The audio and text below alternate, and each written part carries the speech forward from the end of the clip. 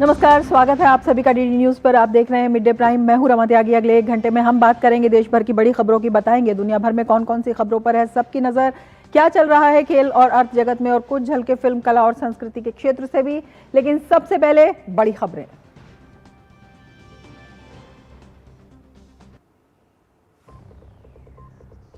Mission Bengal के तहत कोलकाता में टीएमसी सरकार के खिलाफ गरजे अमित शाह। ममता सरकार में प्रदेश की जनता को बताया त्रस्त। अगले चुनाव में जीत का किया दावा। कहा घुसपैठियों को चुन चुन कर निकालेंगे बाहर।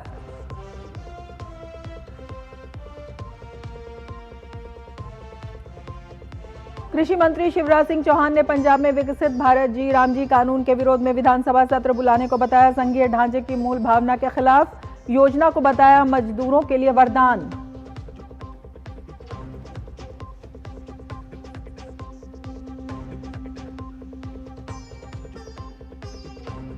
केंद्रीय उड्डयन मंत्री के राममोहन नायडू ने स्वदेश में निर्मित अगली पीढ़ी के हेलीकॉप्टर ध्रुव एनजी की पहली उड़ान को दिखाई हरी झंडी। कहा भारत बना दुनिया का तीसरा सबसे बड़ा घरेलू विमान निर्माता।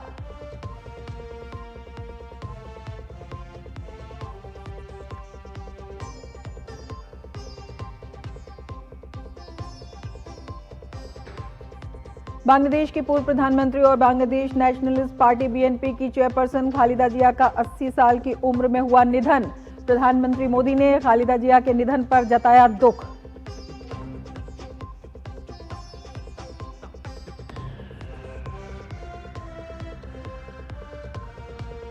महिला क्रिकेट में आज इतिहास रच सकती है भारतीय टीम। श्रीलंका के खिलाफ आज 5वें और अंतिम T20 में क्लीन स्वीप के इरादे से उतरेगी टीम इंडिया।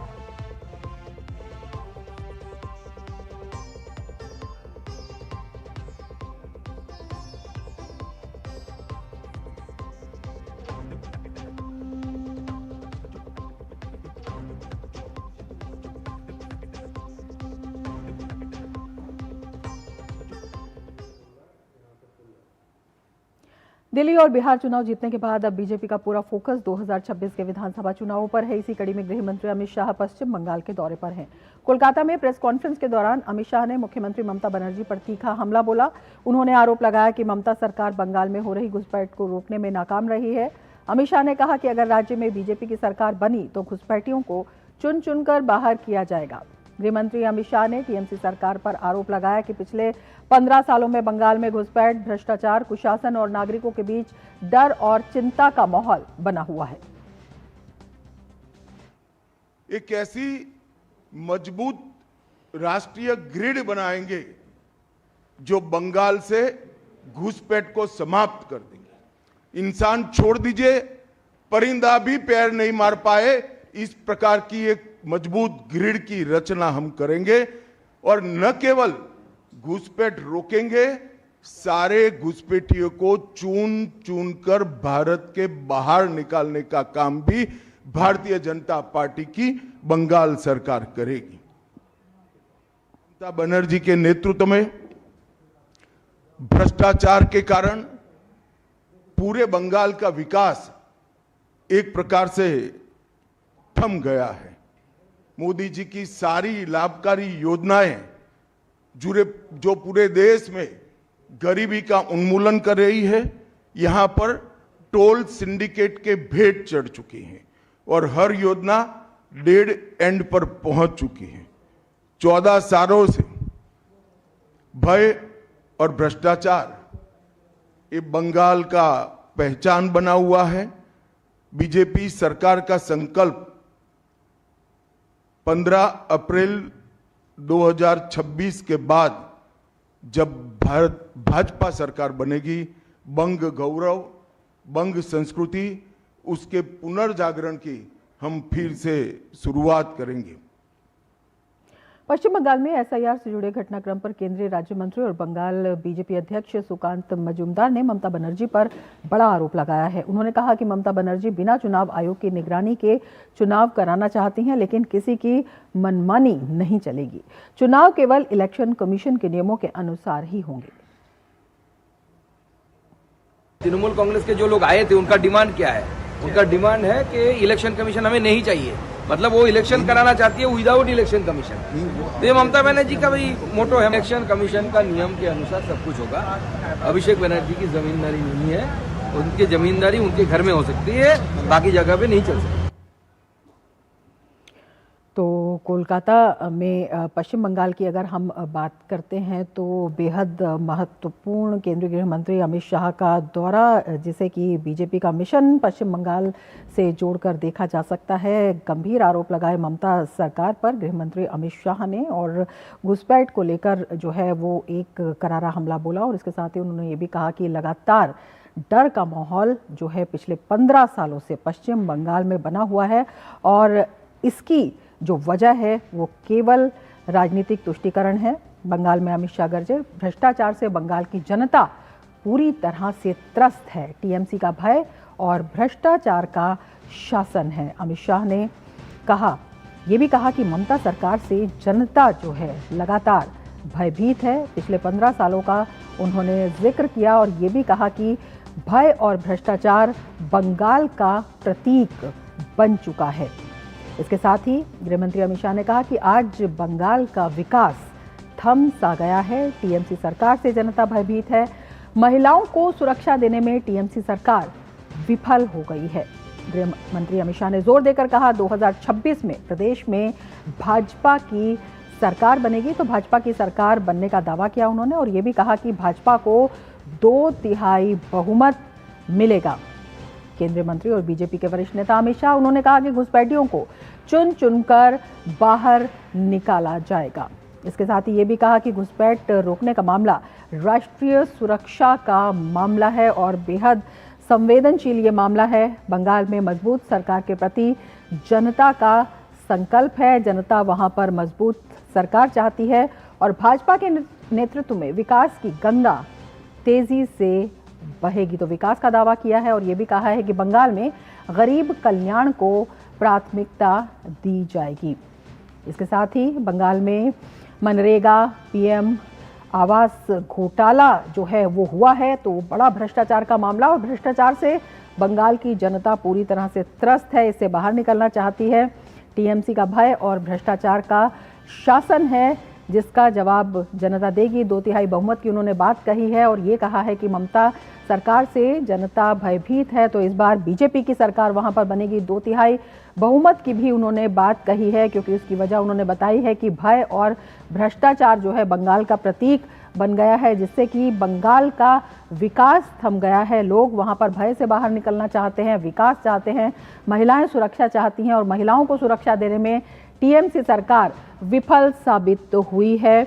तो उन्होंने दावा किया कि 2026 में प्रदेश में भाजपा की सरकार बनेगी, और ममता बनर्जी को ये भी उन्होंने कहा कि आपके जाने का समय तय हो गया है, क्योंकि जनता भाजपा को 2/3 बहुमत से जिताएगी। और इसके लिए उन्होंने भ्रष्टाचार का माहौल, साथ ही घुसपैठ जो एक बड़ी समस्या है वो बताया, और ये भी कहा कि घुसपैठियों को हम चुन चुन कर निकालेंगे, क्योंकि घुसपैठ रोकने का मामला राष्ट्रीय सुरक्षा से भी जुड़ा हुआ मामला है।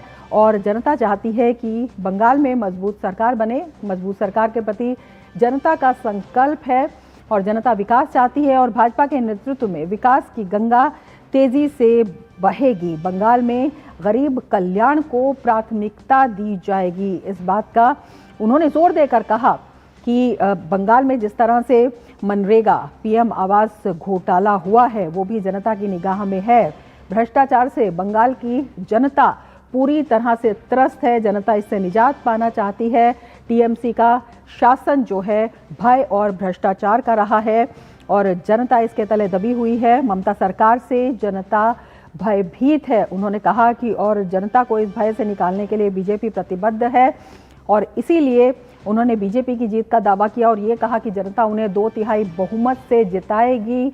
उन्होंने कहा कि जनता विकास चाहती है, जो कि बंगाल में थम गया है, और उसकी वजह जो है वो भय और भ्रष्टाचार का माहौल है। महिलाओं की सुरक्षा एक बड़ा मुद्दा है। महिलाओं को सुरक्षा देने में टीएमसी की ममता सरकार विफल साबित हुई है, और यही वो मुद्दे हैं जो बीजेपी को जिताएंगे। बीजेपी ने संकल्प लिया है सबके विकास का, और इसी वजह से भाजपा को 2/3 बहुमत मिलेगा। साथ ही उन्होंने ये भी कहा कि घुसपैठियों को चुन चुनकर बाहर निकालने का संकल्प बीजेपी सरकार का है। ये राष्ट्रीय सुरक्षा का मामला है, संवेदनशील मामला है, ये जनता से जुड़ा हुआ मामला है। टीएमसी सरकार जनता को सुरक्षा देने में विफल रही है और बंगाल में एक मजबूत, एक सुरक्षा के प्रति प्रतिबद्ध सरकार का दावा जो बीजेपी का है। उन्होंने ये भी कहा कि बीजेपी के नेतृत्व में विकास की गंगा तेजी से बहेगी।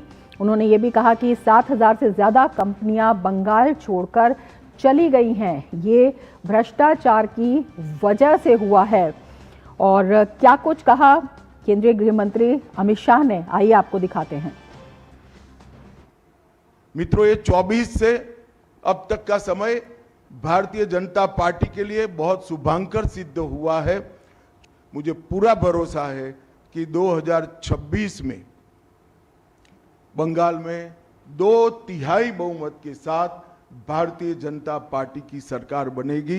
ये बंगाल की जनता तय कर बैठी है। और हमारे संवाददाता सौरभ हमारे साथ जुड़ चुके हैं कोलकाता से। सौरभ, अगर देखें गृह मंत्री अमित शाह का आज का जो संबोधन है तो न केवल ममता सरकार को निशाने पर लिया है, उन्होंने दावा भी किया है कि 2026 में बीजेपी की सरकार बनेगी और 2/3 बहुमत बीजेपी को मिलेगा। क्या कुछ तैयारी है और किस तरह का माहौल वहां पर देखते हैं, और बड़े विश्वास के साथ गृह मंत्री अमित शाह ने ये बात कही है? जी देखिए, बिल्कुल। और 2014 से 2024 तक कैसे बीजेपी की वोट प्रतिशत और आसन संख्या यहाँ पे बढ़ रही है, उसका भी उन्होंने एकदम, ये जो बीजेपी यहाँ पे 2026 में सरकार बनाएगी ऐसा उनका आश्वासन है बंगाल की जनता को, ये पूरे एकदम तथ्य के साथ उन्होंने रखा है कि कैसे 2014 से 2024 तक धीरे धीरे बीजेपी की जो पॉपुलैरिटी है बंगाल में, मोदी जी की जो पॉपुलैरिटी वो बढ़ रही है। और इसी पॉपुलैरिटी को लेकर कहीं ना कहीं सीएम ममता बनर्जी के मन में डर बैठा हुआ है। और इन सारे विषय को लेकर उन्होंने ये भी कहा कि बंगाल का जो घुसपैठिया का जो मुद्दा है उसमें ममता बनर्जी अपनी वोट बैंक की राजनीति कर रही है, घुसपैठियों को अपना वोट बैंक बना रही है, इसलिए वो कुछ करना नहीं चाहती है। वो सेंट्रल गवर्नमेंट यहाँ तक के जब भी घुसपैठी का मुद्दा होता है तो तृणमूल ये बात कहती है कि बॉर्डर किसकी जिम्मेदारी है, लेकिन आज गृह मंत्री अमित शाह ने स्पष्ट कर दिया कि आप बॉर्डर के लिए जमीन देना किसकी जिम्मेदारी है, वो आप नहीं दे रहे हैं, क्योंकि आपको घुसपैठिए के ऊपर जो है वोट बैंक की जो है वो राजनीति करना है। और साथ ही साथ इन पूरे 15 साल में, ममता बनर्जी की पूरे 15 साल में जितने सारे घोटाले हुए हैं, वो सारे, चाहे वो शिक्षक घोटाला हो, चाहे वो राशन घोटाला हो, चाहे वो हेल्थ में जो घोटाला हुआ है वो सारे घोटाला हो, एक के बाद एक घोटाला, लिस्ट बड़ी लंबी है। और इसके साथ ही साथ उन्होंने ये भी गिनवाया है कि टीएमसी के कितने मिनिस्टर्स के घर से पैसा बरामद हुए और कितने मिनिस्टर्स, नेता लोग या तो जांच अधिकारी जो है उनके घेरे पे आए हैं या फिर जेल जाना पड़ रहा है उसको। तो इन सारे बातों को लेकर बंगाल की जनता से गृह मंत्री अमित शाह जी का ये अपील है कि एक बार बीजेपी को मौका देके देखिए। और जो ट्रैक रिकॉर्ड है वो भी उन्होंने कहा कि जहां पे भी बीजेपी का सरकार बनी वहां पे विकास का गाड़ी आगे बढ़ी है। और इस मुद्दे को लेकर 15 साल में जो परिवर्तन का जो स्लोगन जो दिए थे ममता बनर्जी, वो यहाँ पे काम नहीं हुआ। और आखिर में जो इंडस्ट्रीज के मामले हैं वहां पे भी बंगाल काफी पीछे पड़ गया है। ये सारी बातें कह के इन सारी मुद्दे को, चाहे वो घुसपैठिया का मुद्दा हो, चाहे वो घोटाले का मुद्दा हो, चाहे वो इंडस्ट्री का मुद्दा हो, इन सारी बात को लेकर उन्होंने कहा कि अगर यहाँ पे कोई सरकार बंगाल की भला कर सकती है, बंगाल की विकास की गाड़ी को आगे ले जा सकती है, तो बीजेपी का सरकार है। उनका ये आश्वासन है, वो मानते हैं कि इस बार बंगाल की जनता मूड बना चुकी है कि यहाँ पे बीजेपी की सरकार बनेगी। सौरभ, जिस तरह से आपने बताया है कि 2014 से लेकर 2024 तक बीजेपी ने जिस तरह से अपनी जगह पश्चिम बंगाल में बनाई है, उसकी वजह क्या है वो जानना चाहेंगे। और ये भी जानना चाहेंगे कि जो वर्तमान में वहां पर भय और भ्रष्टाचार का माहौल, जिसकी बात केंद्रीय गृह मंत्री अमित शाह ने भी कही, वो इसका जिम्मेदार है या फिर बीजेपी में एक नया विकल्प वहां पर लोगों को दिखाई दे रहा है, क्या वजह है? देखिए, 15 साल में जब यहाँ पे लेफ्ट का रूल था और यहाँ पे ममता बनर्जी की सरकार आई, तब उन्होंने क्या दावा किया था? वो बंगाल को बदलने का दावा किया था। लेकिन इस 15 साल में क्या देखा गया, चाहे वो इंडस्ट्रीज के मामले हो, यहाँ से आप जब कोविड का समय आया तो कितने सारे लोग इससे परिযায়ী श्रमिक थे जो बंगाल से बाहर जाके काम कर रहे हैं, वो उनको घर छोड़ना पड़ा है। और यहाँ पे इंडस्ट्रीज की बात है तो इंडस्ट्रीज में काफी इंडस्ट्रियलिस्ट ऐसे हैं जो हर दिन ये सामने आता है कि उनको जो रूलिंग पार्टी है, रूलिंग पार्टी के दावे के मुताबिक उनको एक्सटॉर्शन का सामना करना पड़ता है, तोलाबाजी का सामना करना पड़ता है, पैसा देना पड़ता है। अगर आप पैसा नहीं दोगे तो काम नहीं कर पाओगे। आप अगर आपको यहाँ पे इंडस्ट्री लगाना है तो आपको जो सत्ता पक्ष के जो लोग हैं, चाहे छोटे बड़े मजली जितने भी लोग हैं, सबको आपको पैसा खिलाना पड़ेगा। तो इससे क्या होता है कि इससे जो इंडस्ट्रियलिस्ट है वो यहाँ पे रहना नहीं चाह रहे हैं, ऐसा माहौल बन गया है। आप शिक्षा का बात कर लीजिए, शिक्षा में क्या हुआ है, यहाँ के हर एक युवा का जो गांव में रहते हैं, वैसे जो युवा है जो मिडिल क्लास बंगाली क्लास से आते हैं, उनका एक सपना होता है कि वो पढ़ाई लिखाई करेंगे, अच्छी पढ़ाई लिखाई करेंगे और यहाँ पे आके एक स्कूल या फिर एक कॉलेज या फिर एक बुनियादी स्कूल में शिक्षक का काम करेंगे, अपने परिवार की जो अर्थनीति है उसको आगे बढ़ाएंगे, ये उनका सपना है। लेकिन उसमें भी रोक लग गया, उसमें भी कोई नियोग नहीं है, कोई नियुक्ति नहीं है। और हुआ क्या है, जो लोग जिनके पास मेधा है, जिनके पास दिमाग है, जिनके पास अच्छे मार्क्स है, उनको नौकरी नहीं मिल रही है। मिल किससे रही है, जो एक एक सीट के लिए 15 लाख 20 लाख 25 लाख दिए हैं उनको मिला है। और फिर क्या हुआ, जब सारा मामला सामने आया, जो अपने सारा कुछ बेचकर, जमीन बेचकर, घर बेचकर, पैसा देके ये सब नौकरी लेके आज वो रास्ते पे आ गए हैं। वो हर दिन आप देखेंगे तो वो रो रहे हैं, वो तस्वीरें बार बार सामने आ रहे हैं,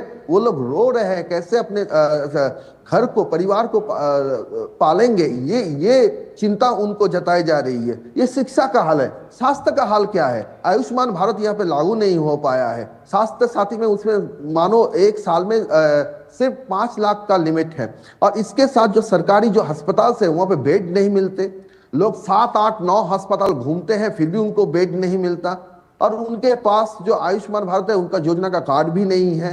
तो ये हालत है। आप अगर कलकत्ता में देखेंगे तो फिर भी एक हॉस्पिटल आपको मिलेगा, अगर आपका बेड मिल गया आपको लॉटरी लग गई। और अगर जो गांव में है, जो जिले में है जो हॉस्पिटल, वहां पे फ्लोर पे पेशेंट को रखना पड़ता है। बिल्कुल, इन्हीं बातों को मजबूती से बीजेपी उठा रही है और केंद्रीय गृह मंत्री अमित शाह ने इन्हीं बातों का जिक्र भी किया है। बहुत जो है वहां पर इस वक्त अगर देखते हैं तो चुनाव को लेकर, आगामी चुनाव को लेकर ये जो संबोधन है ये काफी महत्वपूर्ण हो जाता है। नजर बनाए रखिए। बहुत शुक्रिया तमाम जानकारी के लिए।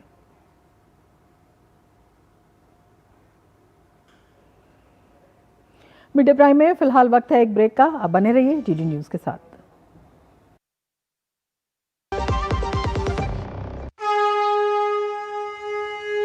प्राचीन तमिल साहित्य में जीवंत त्रिपुरारी की नगरी काशी में संस्कृति का अद्भुत समागम। एक आत्मा, एक विचार, एक संस्कार, केवल प्रकटीकरण 2। पहला ज्ञान की राजधानी, दूसरा संस्कृति और कला का गढ़, और दोनों के मिलन का नाम है काशी तमिल संगमम। यशस्वी प्रधानमंत्री श्री नरेंद्र मोदी जी के मार्गदर्शन में काशी के नमो घाट से प्रारंभ हुए काशी तमिल संगमम के वर्ष 2025 के संस्करण का शुभारंभ माननीय मुख्यमंत्री योगी आदित्यनाथ जी ने किया। सांस्कृतिक समागम की सतत प्रक्रिया तमिल करकलाम के जरिए हो रही है और प्रगाढ़। काशी तमिल संगमम भारत की सांस्कृतिक, शैक्षिक, आर्थिक और आध्यात्मिक साझेदारी को सशक्त करते हुए एक भारत श्रेष्ठ भारत के संकल्प को साकार कर रहा है।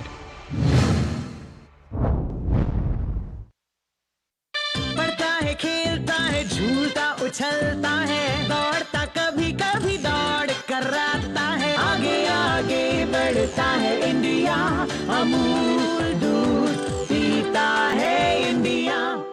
समाज ऐसा होना चाहिए जिसमें कोई भी भूखा न रहे, छोटा बड़ा इससे ऊपर उठकर सब लोग मिलकर साथ रहे। माननीय प्रधानमंत्री श्री नरेंद्र मोदी जी की सोच को साकार करते हुए दिल्ली सरकार ने भारत रत्न पूर्व प्रधानमंत्री अटल बिहारी वाजपेयी जी के जन्म दिवस पर अटल कैंटीन का शुभारंभ किया। मुख्यमंत्री श्रीमती रेखा गुप्ता के नेतृत्व में दिल्ली सरकार 100 स्थानों पर अटल कैंटीन शुरू कर रही है। जहां श्रमिकों और जरूरतमंदों को सिर्फ 5 रुपए में पौष्टिक भोजन मिलेगा। सभी अटल कैंटीन में डिजिटल टोकन, CCTV निगरानी और नियमित ऑडिट से सुनिश्चित होगी पूरी पारदर्शिता। यह सिर्फ भोजन नहीं, बल्कि सम्मान और समानता का प्रतीक है।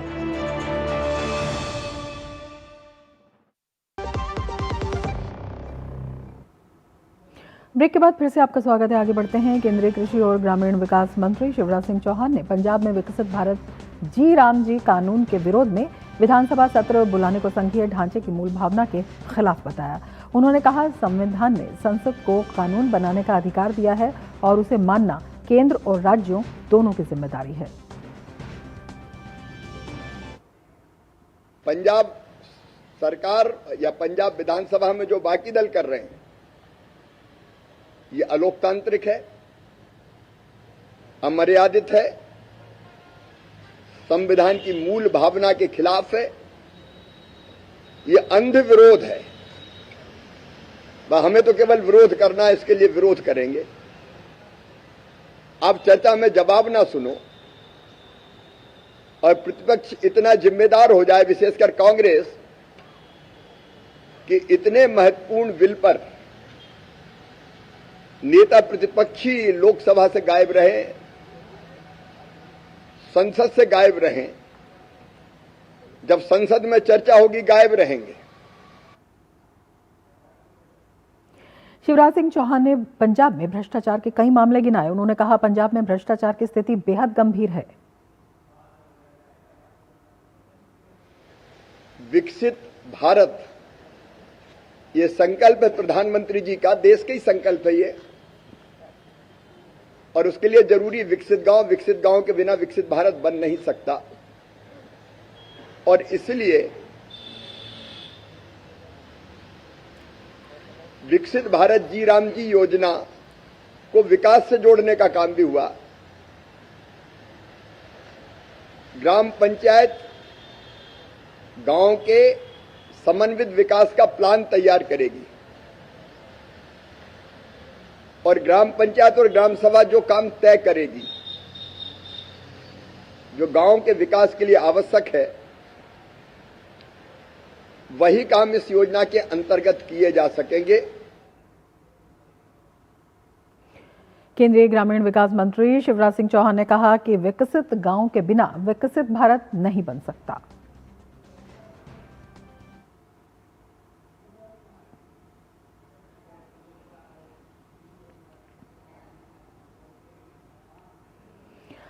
तो केंद्रीय मंत्री शिवराज सिंह चौहान ने पंजाब सरकार पर कई गंभीर आरोप लगाए हैं। उन्होंने कहा कि संसद ने जो बिल पास किया है, जो कानून बनाया है, उसके खिलाफ सत्र आयोजित करना अपने आप में जो संसदीय मर्यादाएं हैं उनका उल्लंघन है। और साथ ही उन्होंने जी राम जी के बारे में भी कहा कि ये अपने आप में ग्रामीण विकास का, जिसे कहते हैं कि एक बहुत छोटी यूनिट से गांव को किस तरह से विकसित भारत के योगदान में अग्रणी बनाया जाए, उसका विकास किया जाए, उसके लिए बनाया गया है। तो ये अपने आप में काफ़ी महत्वपूर्ण है। गांव को मजबूत करने के लिए, किसान को मजबूत करने के लिए, गांव में जो लोग रहते हैं उनके लिए अपने आप में बेहद ये महत्वपूर्ण हो जाता है। और पंजाब सरकार ने जिस तरह से एक अमर्यादित सत्र बुलाया है, वो अपने आप में उन्होंने उसकी आलोचना की है। उन्होंने कहा है कि संसदीय मर्यादा के ये बिल्कुल विपरीत है, क्योंकि ये गांव से जुड़ा मामला है, ये किसान से जुड़ा मामला है, ये गांव को देश के विकास में, विकसित भारत की दौड़ में अग्रणी बनाने का मामला है। हमारे संवाददाता अनुज यादव इस वक्त हमारे साथ जुड़े हुए हैं। अनुज, अगर हम देखते हैं, केंद्रीय मंत्री शिवराज सिंह चौहान ने पंजाब में सत्र बुलाए जाने को अमर्यादित भी कहा है और ये भी कहा है कि ये संसदीय मर्यादाओं के बिल्कुल खिलाफ जाता है और उसके साथ ही गांव और किसान विरोधी भी है।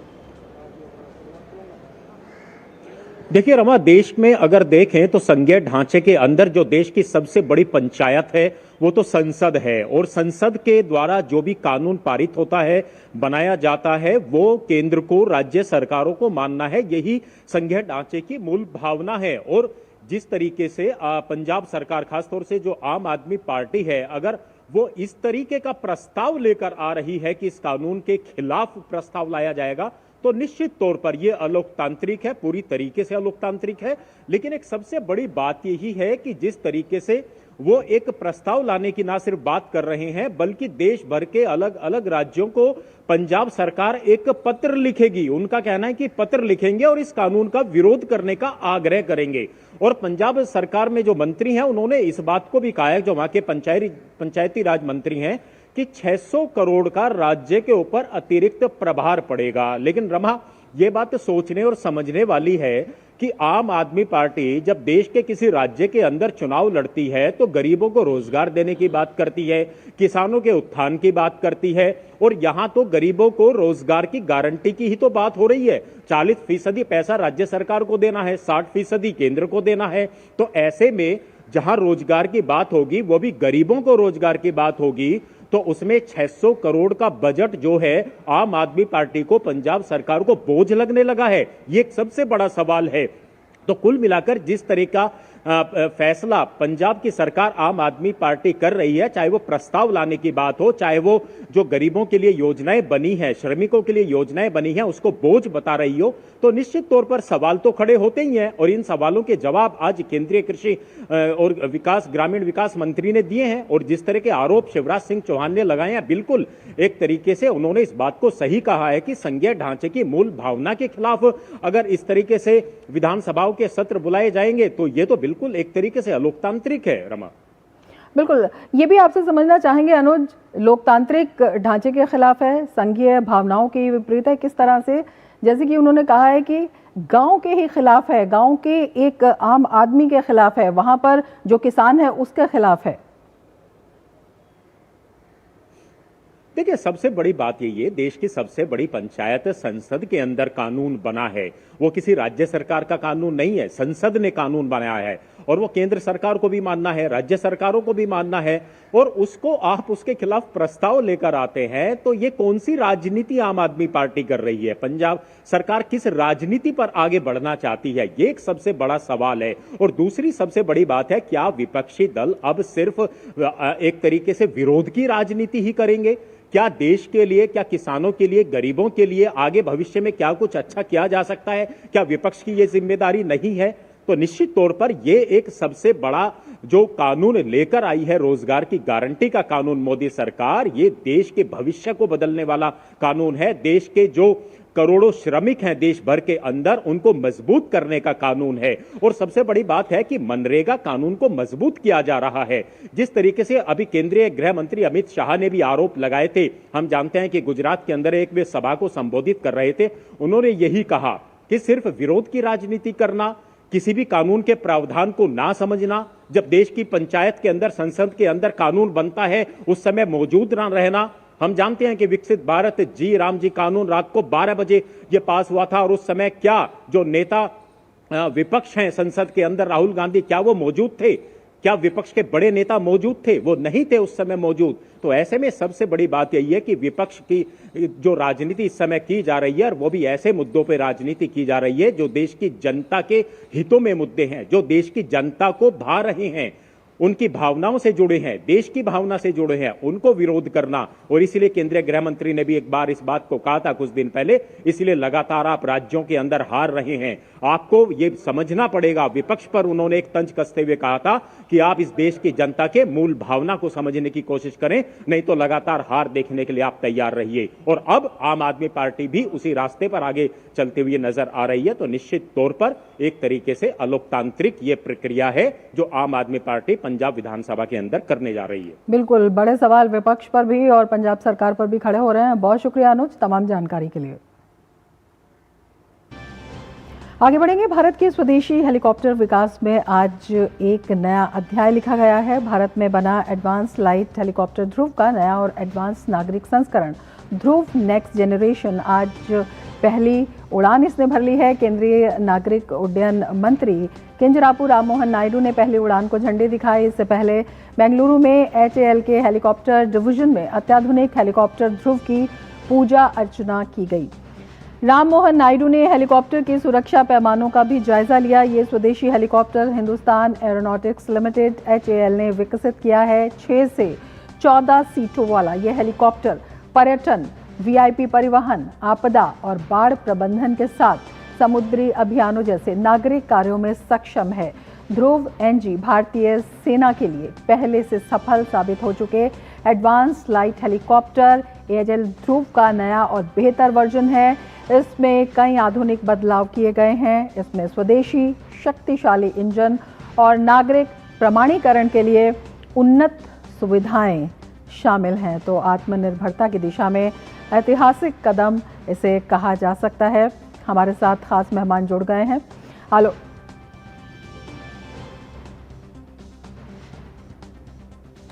तो स्वदेशी ध्रुव एनजी की पहली उड़ान एक बड़ा माइलस्टोन। आत्मनिर्भर भारत की दिशा में नागरिक उड्डयन मंत्री ने झंडी दिखाकर इस उड़ान को रवाना किया और आत्मनिर्भरता की दिशा में, देश की क्षमता की दिशा में ऐतिहासिक कदम इसे कहा जा रहा है, बड़ा कदम कहा जा रहा है। ध्रुव नेक्स्ट जनरेशन की पहली उड़ान अपने आप में दिखाती है भारत की क्षमताओं को।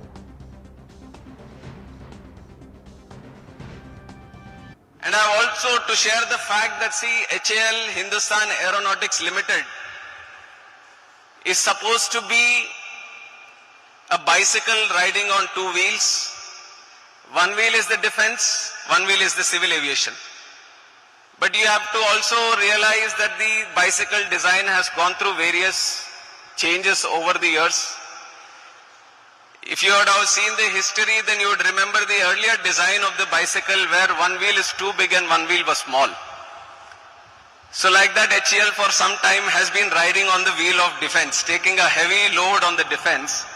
But today I can proudly say from what we have witnessed today, the internal design of HAL is now changing and the bicycle is now riding on two equal wheels, which is the civil aviation and defense. That is why it is a very even more proud of moment for me leading the civil aviation sector in the country. और mid prime में अब वक्त है एक break का। बने रहिए DD news के साथ। क्या आपको है आकर्षक बचत विकल्पों की तलाश? LIC प्रस्तुत करता है नवजीवन श्री सिंगल प्रीमियम प्लान। एक मुश्त प्रीमियम राशि जमा करें, जीवन बीमा कवर का आनंद उठाएं, परिपक्वता पर गारंटीकृत निश्चित राशि प्राप्त करें। तरलता विकल्प भी उपलब्ध। अभी खरीदें। मौजूदा पॉलिसी धारकों के लिए आकर्षक छूट, नियम और शर्तें लागू। दिल्ली की हर सड़क अब धुएं और शोर से मुक्त, हर सफर आरामदायक और हर सांस ताजगी से भरी।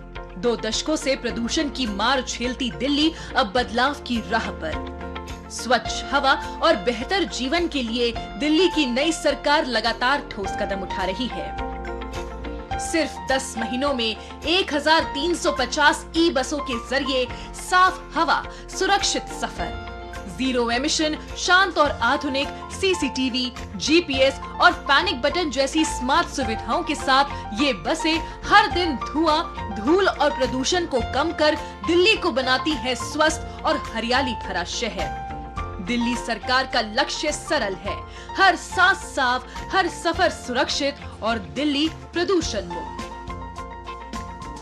मुख्यमंत्री रेखा गुप्ता के नेतृत्व में नई हवा, नई ऊर्जा, नई दिल्ली।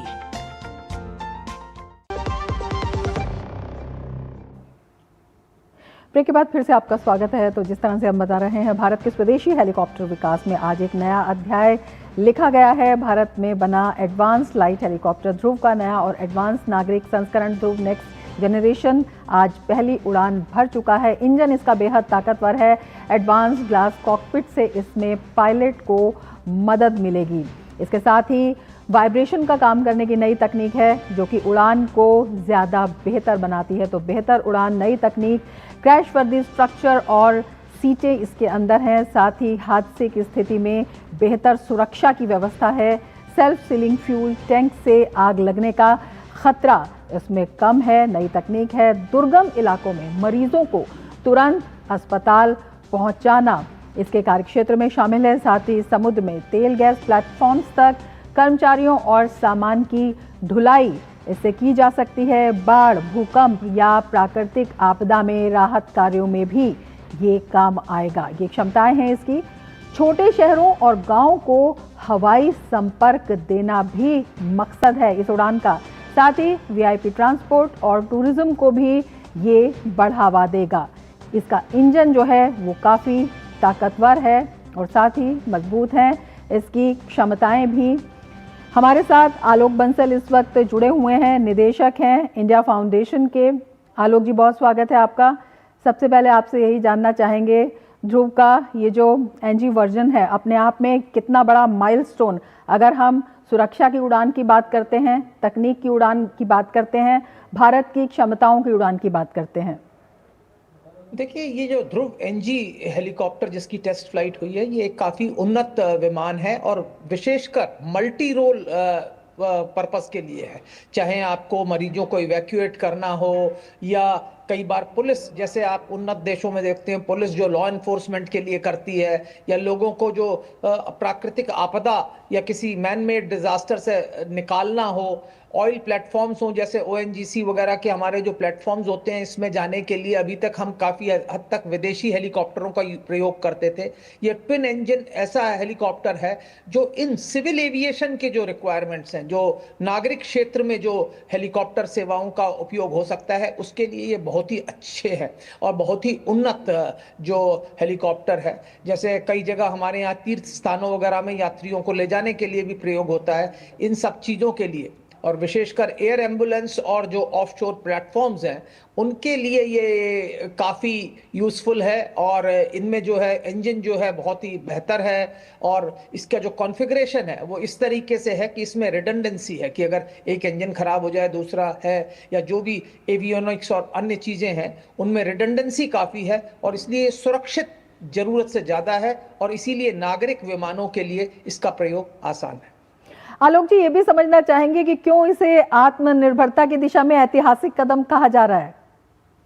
देखिए, क्योंकि इस जो हेलीकॉप्टर है इसमें जो शक्ति 1H1C इंजन है और इसमें क्या कहते हैं दो इंजन हैं और इसकी जो अधिकतर चीजें हैं, जो भी कॉकपिट है जैसे ग्लास कॉकपिट है, जो एवियोनिक्स का सूट है, इसमें से अधिकांश चीजें जो हैं देश में ही बनी हैं और इसलिए ये देश की जो आत्मनिर्भरता है उसको शोकेस करता है दुनिया में और दुनिया को दिखा रहा है कि भारत की क्षमता क्या है एक उन्नत वायुयान को बनाने की। और इसलिए इस जो परीक्षा उड़ान है ये बहुत ही महत्वपूर्ण है और इन फीचर्स के साथ हमें ऐसा लगता है कि आने वाले समय में जो हमारे देश में हेलीकॉप्टरों की ज़रूरतें जो बढ़ती चली जा रही हैं, विशेषकर सिविल एविएशन के क्षेत्र में, उनको पूरा करने में ये पूरी तरह से सक्षम होगा। इसकी कैपेसिटी, इसकी लोड कैरिंग कैपेसिटी सब ज़्यादा है और ये जो है नेक्स्ट जनरेशन जो हेलीकॉप्टर है ये शीघ्र ही देश की जो भी हेलीकॉप्टर सेवाओं की आवश्यकता है उसको काफ़ी हद तक पूरा करेगा। आलोक जी, इसकी अगर क्षमता विस्तार की बात करते हैं तो इसे इस मायने में भी महत्वपूर्ण कहा जा रहा है। जो वायु सुरक्षा है वो तो है ही, इसके साथ ही जो नागरिक अभियान है, बाढ़ है, आपदा प्रबंधन है, तटीय अभियान है या फिर सुदूर क्षेत्रों में विभिन्न तरह के जिसे गांव से जोड़ने की बात कह रहे हैं, उनमें भी ये काम आएगा। इसमें कोई शक की बात ही नहीं है कि ये जो वायुयान है इसका सिविल यूज जो है वो रक्षा क्षेत्र से काफी ज्यादा है। जो ध्रुव एनजी एयरक्राफ्ट है इसका रक्षा क्षेत्र से के मुकाबले इसका जो सिविलियन नागरिक क्षेत्र में जो इसका प्रयोग हो सकता है उसकी काफ़ी ज़रूरत है। विशेषकर सुदूर क्षेत्र जो हमारे उत्तर पूर्व में क्षेत्र है, पहाड़ी इलाके हैं जहाँ की अन्य कोई सुविधा नहीं है, वहाँ के लोगों को किसी भी प्राकृतिक आपदा, किसी भी मैन मेड डिजास्टर से निकालने के लिए ये सबसे उत्तम है। और इसके साथ ही साथ इसमें बेहतर चीज़ ये है कि इसमें जो लोगों को चिकित्सा सुविधा प्रोवाइड करनी है या किसी को वहाँ से एम्बुलेंस के द्वारा अस्पताल तक पहुँचाना है, इस तरीके की चीज़ें, या कभी कभी लॉ एंड ऑर्डर के लिए अगर आपको किसी जगह में किसी गश्त करनी है या एरियल सर्वेलेंस करना है, इन सब चीज़ों के लिए इसका काफ़ी प्रयोग होगा। जैसे ध्रुव मार्क 1 जो था वो प्राथमिक रूप से सेना की जरूरतों को लेकर बनाया गया था और उसका जो उपयोग था वो तीनों सशस्त्र सेनाएं कर रही थी। जब ये जो ध्रुव नेक्स्ट जनरेशन जो वायुयान है इसका प्रयोग जहां तक होगा इसका अधिकांश प्रयोग जो है सिविल क्षेत्र में होगा और जो नागरिक क्षेत्र है उसमें इसका ज्यादा प्रयोग होने वाला है। बिल्कुल आलोक जी, ये भी अंत में आपसे जानना चाहेंगे, ये make in India make for world को भी मजबूत करेगा और जो हमारी एक्सपोर्ट कैपेसिटी है उसमें भी इजाफा करेगा जब हम वर्ल्ड कॉम्पिटिशन की बात करते हैं?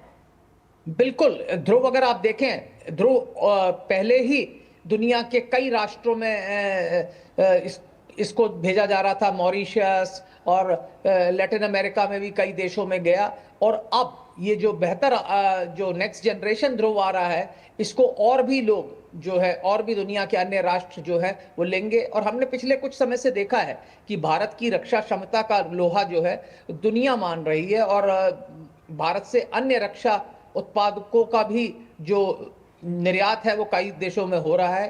पर अब ये जो उन्नत प्रणाली का ध्रुव आ गया है और नेक्स्ट जनरेशन जो ध्रुव है, इसकी जो प्रयोग क्षमता है ये काफी ज्यादा है और विशेषकर नागरिक क्षेत्रों में जहां दुनिया के कई राष्ट्रों को हेलीकॉप्टरों की आवश्यकता होती है, ये अपनी कीमत में, इतनी कम कीमत पे इतना उन्नत हेलीकॉप्टर दुनिया में शायद कहीं और नहीं मिलेगा। बिल्कुल, इसी क्षमता की नई उड़ान को, नई पहचान को ये दिखा रहा है। बहुत शुक्रिया आलोक जी हमसे जुड़ने के लिए और इतने महत्वपूर्ण विचार हमारे साथ साझा करने के लिए। आगे बढ़ेंगे खबरों में। अमेरिकी राष्ट्रपति डोनाल्ड ट्रंप ने सोमवार को ईरान को कड़ी चेतावनी देते हुए कहा कि यदि ईरान अपने बैलिस्टिक मिसाइल या परमाणु कार्यक्रम को फिर से शुरू करता है तो अमेरिका उस पर और बड़ा हमला कर सकता है। फ्लोरिडा के मार-ए-लागो स्टेट में इजरायली प्रधानमंत्री बेंजामिन नेतन्याहू के साथ बैठक के बाद ट्रंप ने बताया कि उन्हें संकेत मिल रहे हैं कि तेहरान अपने हथियार कार्यक्रमों को आगे बढ़ाने की कोशिश कर रहा है। ट्रंप ने हमास को भी आगाह किया कि यदि उसने हथियार नहीं डाले तो उसे गंभीर परिणाम झेलने पड़ेंगे। इसके साथ ही उन्होंने कहा, गाजा में सीजफायर के मुद्दे पर अमेरिका और इजराइल के बीच बड़े स्तर पर कोई मतभेद नहीं है। संयुक्त प्रेस कॉन्फ्रेंस में ट्रंप ने स्पष्ट किया कि उन्हें इजराइल की कार्रवाइयों पर कोई चिंता नहीं है। ट्रंप ने कहा कि वॉशिंगटन तेहरान की गतिविधियों पर कड़ी नजर रख रहा है। वहीं नेतन्याहू ने कहा कि इजराइल टकराव नहीं चाहता है लेकिन ईरान की गतिविधियों पर कड़ी नजर रखे हुए हैं।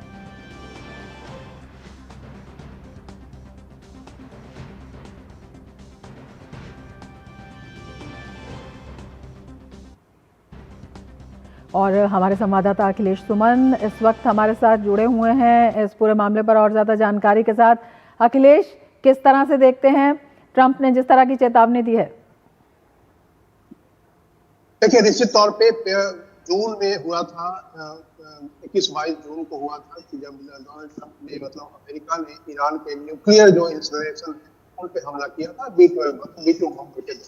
तो निश्चित तौर पे यह एक बहुत बड़ी बात थी क्योंकि पहली बार ईरान के न्यूक्लियर जो हथियार जहां बनते हैं वहां पे हमला किया अमेरिका ने, और यह ईरान के लिए बिल्कुल बड़ी चेतावनी थी कि वो इस स्थिति से पूरी तरह से बाज जाए। हालांकि ईरान ने उसके बाद यह कहना शुरू कर दिया कि उनको कोई भारी क्षति नहीं पहुंची है और उन्होंने अपने सारे जो महत्वपूर्ण उपकरण थे वहां से हटा लिया था। तो यह अमेरिका बार बार कह रहा था, इसके बाद भी ईरान इस बात पर कहा हुआ था कि उसको कोई क्षति नहीं पहुंची। अब ईरान की तरफ से ऐसे बयान आ रहे हैं कि उन्होंने फिर से डेवलप करना शुरू कर दिया है और न सिर्फ जो परमाणु हथियार बल्कि उन्होंने यह भी डेवलप करने की बात कही है। तो यह निश्चित तौर पर एक प्रोवोकेशन है एक ऐसे समय में जब ईरान और इजराइल के बीच में एक तरीके से शांति स्थापित है काफी दिनों से, उस बीच पे इस तरह के बयान आते हैं और फिर यह एक शांति को भंग करने वाली बात है।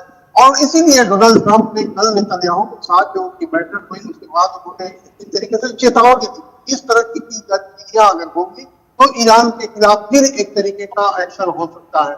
हालांकि ईरान की तरफ से बयान आया है कि हम किसी के परमिशन लेकर कोई काम नहीं करते, हमारी अपनी जो जरूरत है, सुरक्षा जरूरतें हैं, उसके लिहाज से हम काम करते हैं। तो अब देखिए, ईरान और अमेरिका के बीच में फिर एक बात खड़ी हुई है। ये सारे जो डिप्लोमेटिक जो होते हैं, बात होते हैं, वो अंदर होते हैं, लेकिन अभी स्थिति यह है कि नेतन्याहू साफ साफ खुलेआम बोलते हैं, डोनाल्ड ट्रंप भी खुलेआम बोलते हैं और ईरान भी खुलेआम बोलते हैं, प्रवक्ता भी खुलेआम बोलते हैं। तो ऐसी स्थिति में एक बहुत ही विकट स्थिति हो जाती है। मध्यस्थता कौन करेगा और कौन इस बात की ताकीद करेगा कि हाँ जी आप जो बोल रहे हैं वह जो आशंका है उससे कम स्थिति है। जैसा कि इराक के समय हुआ था, इराक वार के समय अगर आपको याद होगा तो देखिए इराक के समय भी सद्दाम हुसैन बढ़ चढ़कर बातें बोले और इस तरीके से प्रोवोकेशन हुआ और उसके बाद अफ्रीका और अन्य शक्तियां इराक के खिलाफ आक्रमण कर दी। तो मुझे लगता है कि इस स्थिति में सारे को डिप्लोमेटिक तौर से यही कहते हैं कि आप डिप्लोमेसी करिए, बंद कमरे के अंदर करिए, ट्रैक सेकंड ट्रैक पे बात कीजिए, लेकिन इस तरीके से खुलेआम बात करके तनाव को और बढ़ाने की बात है। तो इसीलिए कल डोनाल्ड ट्रंप का एक बयान आया है, ईरान का भी बयान आया है। अब आगे देखते हैं कि नेतन्याहू लगातार जो इस बात बिल्कुल आप नजर बना रखिए अखिलेश, बहुत धन्यवाद तमाम जानकारी के लिए। आगे बढ़ेंगे। बांग्लादेश की पूर्व प्रधानमंत्री बेगम खालिदा जिया का निधन हो गया है। वो लंबे समय से बीमार चल रही थी। बेगम खालिदा जिया बांग्लादेश की प्रमुख राजनेता और देश की पूर्व प्रधानमंत्री थी। वे बांग्लादेश के पूर्व राष्ट्रपति जियाउर रहमान की पत्नी थी। पति की मौत के बाद खालिदा जिया सक्रिय राजनीति में आई। उन्होंने बांग्लादेश नेशनलिस्ट पार्टी का नेतृत्व संभाला। बीएनपी ने अपने सोशल मीडिया प्लेटफॉर्म पर जानकारी साझा करते हुए बताया कि उनका निधन सुबह करीब 6 बजे फजर की नमाज के ठीक बाद हुआ। इस समय बांग्लादेश में राजनीतिक उथल पुथल है। देश में आम चुनाव का ऐलान हो चुका है, जिसमें भाग लेने के लिए खालिदा जिया के बेटे तारिक रहमान करीब 17 सालों के बाद देश लौट चुके हैं। बांग्लादेश की पूर्व प्रधानमंत्री और बीएनपी चेयरपर्सन बेगम खालिदा जिया के निधन पर प्रधानमंत्री नरेंद्र मोदी ने दुख व्यक्त किया। खालिदा जिया के योगदान को याद करते हुए प्रधानमंत्री मोदी ने पुरानी तस्वीरों को साझा करते हुए कहा कि बांग्लादेश की पहली महिला प्रधानमंत्री के रूप में उन्होंने देश के विकास के साथ साथ भारत बांग्लादेश संबंधों को मजबूत करने में अहम भूमिका निभाई। प्रधानमंत्री ने सोशल मीडिया प्लेटफॉर्म एक्स पर लिखा, पूर्व प्रधानमंत्री और बीएनपी चेयरपर्सन बेगम खालिदा जिया के निधन के बारे में जानकर बहुत दुख हुआ। उनके परिवार और बांग्लादेश के सभी लोगों के प्रति हमारी गहरी संवेदनाएं। ईश्वर उनके परिवार को इस दुख को सहने की शक्ति दे। बांग्लादेश की पहली महिला प्रधानमंत्री के तौर पर बांग्लादेश के विकास के साथ साथ भारत बांग्लादेश संबंधों में उनके महत्वपूर्ण योगदान को हमेशा याद रखा जाएगा। मुझे 2015 में ढाका में उनसे हुई अपनी गर्मजोशी भरी मुलाकात याद है। हमें उम्मीद है कि उनकी सोच और विरासत हमारी साझेदारी को आगे भी राह दिखाती रहेगी। ईश्वर उनकी आत्मा को शांति प्रदान करे।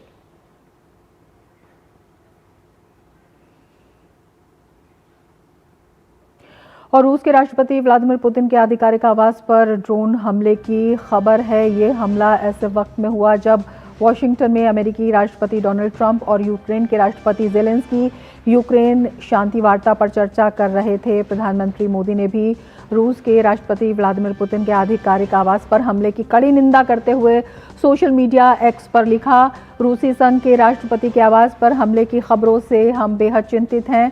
चल रहे राजनयिक प्रयास शत्रुता को समाप्त करने और शांति प्राप्त करने का सबसे कारगर मार्ग है। हम सभी संबंधित पक्षों से आग्रह करते हैं कि वे इन प्रयासों पर ध्यान केंद्रित रखें और ऐसे किसी भी कार्य से बचें जो इन्हें कमजोर कर सकता है।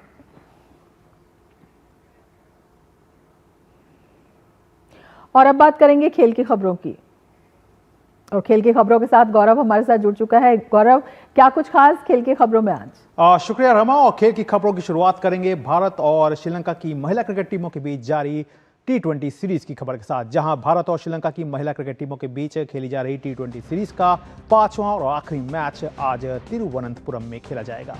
भारतीय टीम ने सीरीज के पहले 4 मैच जीतकर सीरीज में 4-0 की अजय बढ़त बना रखी है। भारतीय टीम का इरादा 5वां मैच जीतकर सीरीज को क्लीन स्वीप करने का होगा। अगर भारतीय टीम ने सीरीज 5-0 से जीती तो ये तीसरा मौका होगा जब वे कोई सीरीज 5-0 से अपने नाम करेंगे। वहीं श्रीलंका की टीम आज तक कभी भी 5 मैच की कोई सीरीज 5-0 से नहीं हारी है। ऐसे में श्रीलंका की टीम आखिरी मैच जीतकर 5-0 से हार को टालना चाहेगी और सीरीज का अंत जीत के साथ करना चाहेगी।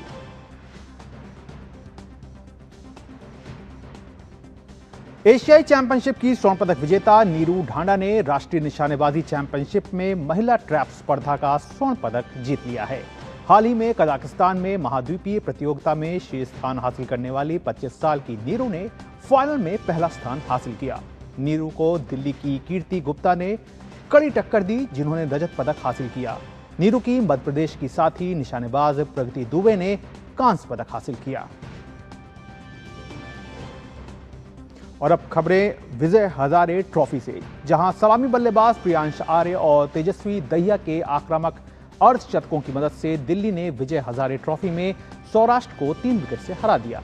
विराट कोहली की गैर मौजूदगी में खेल रही दिल्ली की टीम ने 321 रन के लक्ष्य को 7 गेंद शेष रहते हासिल कर लिया। प्रियांश आर्य ने 78 और तेजस्वी ने 53 रन की पारी खेली। सौराष्ट्र ने 50 ओवर में 7 विकेट पर 320 रन बनाए थे।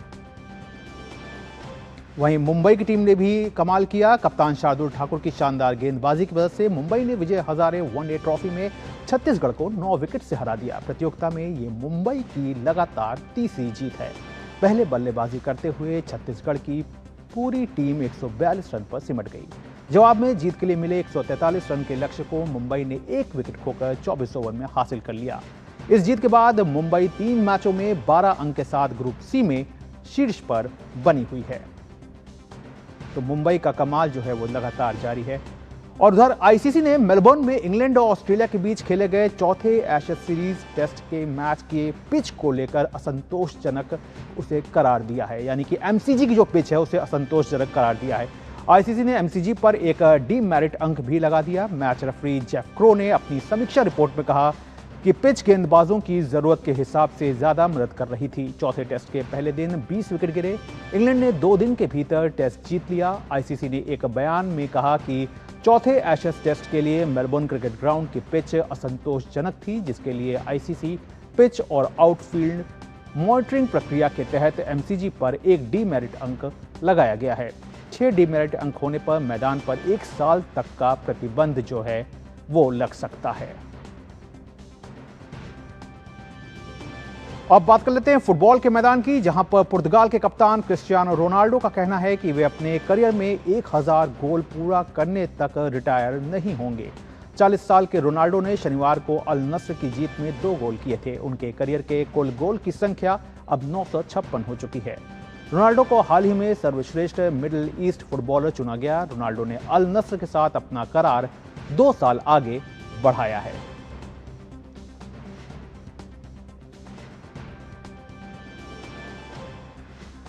तो रमा, ये थी खेल जगत से जुड़ी हुई तमाम बड़ी खबरें, जहां एक बार फिर से नजरें जो हैं वो महिला क्रिकेट पर होगी, जहां पे कोशिश इसी बात की रहेगी T20 टीम में कि यहां पर 5-0 से सीरीज जीता जाए और एक नया परचम लहराया जाए। धन्यवाद गौरव तमाम खबरों की जानकारी के लिए। इसके साथ ही मिड डे प्राइम में फिलहाल इतना ही। दीजिए इजाजत, नमस्कार।